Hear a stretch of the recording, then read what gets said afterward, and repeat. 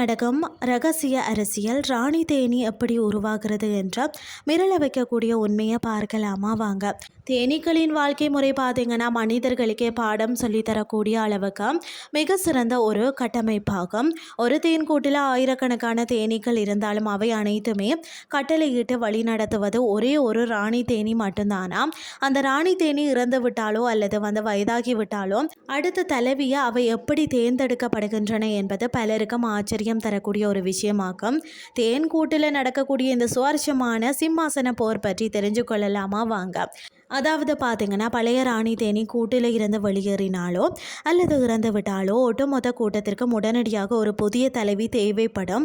மனிதர்களை போல அங்கு எந்த ஒரு தேர்தலோ அல்லது ஓட்டுப்பதிவோ நடத்துறல. வேலைக்கார தேனீக்கள் உடனடியாக களத்தில் இறங்கி கூட்டின் எதிர்காலத்தை காப்பாற்ற ஒரு எமர்ஜென்சி திட்டத்தை ஆரம்பிக்குமாம். புதிதாக முட்டையில் இருந்து வெளிவந்த 3 நாட்களே ஆன சில ஆரோக்கியமான லார்வாக்களை அவை கவனமாக தேர்வு செய்யுமாம். இதற்காகவே பிரத்யேகமாக சற்று பெரிய அளவிலான வேர்க்கடலை வடிவ அறைகளை அவை கட்ட தொடங்குமாம். தேர்ந்தெடுக்கப்பட்ட அந்த குறிப்பிட்ட சில லார்வாக்களுக்கு மட்டுமே ராயல் அதாவது ஜெல்லி எனப்படும் ராஜகூல் என்ற சிறப்பு ஒரு உணவு தொடர்ந்து வழங்கப்படுமாம். கூட்டில் உள்ள அனைத்து குஞ்சுகளுக்கு முதல் 3 நாட்கள் மட்டும்தான் இந்த உணவு கிடைக்குமாம். அதற்கு பிறகு சாதாரண தேன் மற்றும் மகரந்தம் தான் கொடுக்கப்படுமாம். ஆனால் வருங்கால ராணியாக தேர்ந்தெடுக்கப்பட்ட அந்த குஞ்சுகளுக்கு அவை வளர்ந்து வெளிவருவது வரை இந்த ராஜகூழ் தாராளமாக கிடைக்கும். இந்த அதிசய உணவில் உள்ள சத்துக்களால் அந்த சாதாரண லார்வா ஒரு முழுமையான இனப்பெருக்க திறன் கொண்ட பிரம்மாண்டமான ராணி தேனியாக உருமாறுகிறதா. ஒரு கூட்டிற்கு ஒரே ஒரு ராணி மட்டுமே இருக்க முடியும் என்பதால் இங்கு தான் மிகப்பெரிய ட்விஸ்டே நடக்கும். ராஜகூழ் சாப்பிட்டு வளரக்கூடிய குஞ்சுகள் எது முதல்ல முழுமையாக வளர்ந்து கூட்டை விட்டு வெளியே வருகிறதோ அதுதான் அந்த கூட்டின் அடுத்த ராணி.